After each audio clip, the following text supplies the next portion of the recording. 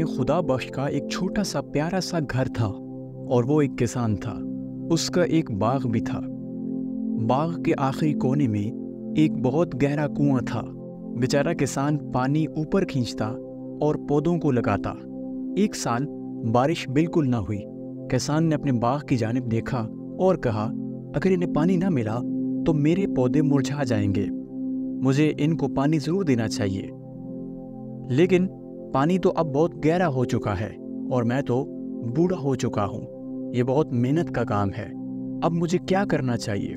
ये सोचता हुआ वो सड़क के किनारे बनी हुई एक चार दीवारी तक पहुंच गया। वो थक कर एक दरख्त के नीचे ही बैठा था तो उसके कान में कुछ खुसर पुसर की आवाज़ आई। उसने सुना तो कोई उसका नाम ले रहा था।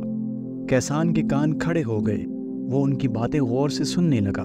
वो दोनों बाग की दीवार से टेक लगाए बैठे थे और उन्होंने किसान को नहीं देखा था। तो एक आदमी ने कहा, खुदा बख्श और उसकी बीवी ठीक 9 बजे सोने चले जाते हैं।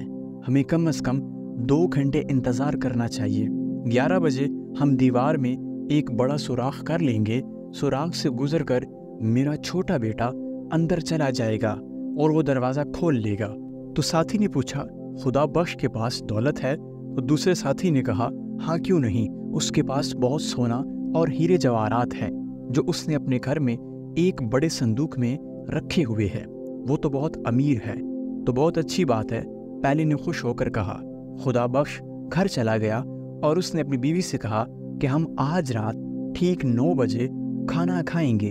उसने अपने तमाम हीरे जवाहरात सोना इकट्ठा कर लिया और एक पलंग के नीचे छुपा दिया और छोटे बड़े पत्थर घर में लाया और इंतजार करने लगा। ठीक 9 बजे उसने खिड़की से बाहर झांका। उसने दोनों चोरों को दरख्त के नीचे बैठे देखा। उसने बीवी से कहा कि खाना तैयार है, खाना लाओ। फिर वो खाना खाने लगे। पहले चोर ने कहा कि रात के 9 बज चुके हैं, मगर खुदा बख्श तो अभी खाना खा रहे हैं। हमें ज़रा करीब जाकर देखना चाहिए कि वो क्या कर रहे हैं। तो वो घर के कुछ और करीब आ गए। तो उसने खिड़की से कुछ और अंदर झांका तो वो बोला, ये तो खाना खा रहे हैं। खुदा बख्श ने चोरों की आहट सुन ली और ज़ोर ज़ोर से बीवी से कहने लगा कि आजकल बहुत चोरियां हो रही है, इलाके में कुछ चोर आ गए हैं। उन्होंने मेरे दोस्त के घर से सारा सोना चोरी कर लिया। फिर तो वो हमारे घर भी आ जाएंगे। उसकी बीवी बोली। खुदा बख्श बोला, हाँ वो आ सकते हैं। हमें अपना कीमती सामान ऐसी जगह छुपा देना चाहिए जहाँ से कोई भी ना निकाल सके। संदूक तो लाना मेरा। बीवी संदूक लाई। उसने चुपके से बीवी को वो पत्थर जमा करके दिए। फिर वो अपनी बीवी के कान में बोला कि ये हमारा सोना है, सबसे पहले मुझे सोने की ईंटें दें। उसने कुछ पत्थर संदूक में रखे। खुदा बख्श की पीठ खिड़की की जानिब थी। खुदा बख्श ने इतनी चालाकी से ये सब किया कि चोर देख ही ना सके। खुदा बख्श ने कहा, मैं इनको ऐसी जगह छुपाऊंगा जहाँ कोई भी ना देख सके। जाओ तुम हीरे जवाहरात की थैली भी ले आओ। और बीवी पत्थर ले आई। संदूक बंद कर रहा हूँ, इसमें मेरी मदद करो। खुदा बख्श और उसकी बीवी ने संदूक उठाया और जाकर बाग के कुएं में फेंक दिया।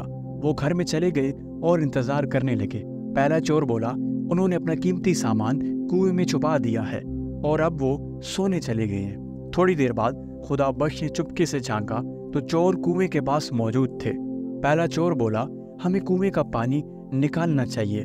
वैसे भी कैद का जमाना है, पानी ज्यादा नहीं होगा। जब पानी कम हो जाएगा तो मैं नीचे उतर जाऊंगा और संदूक बाहर निकाल लूंगा। एक चोर पानी निकालता और दूसरा उसे बाग वाली नाली में डाल देता। बहुत पानी था। वो दोनों थक गए, यहाँ तक कि सुबह हो गई।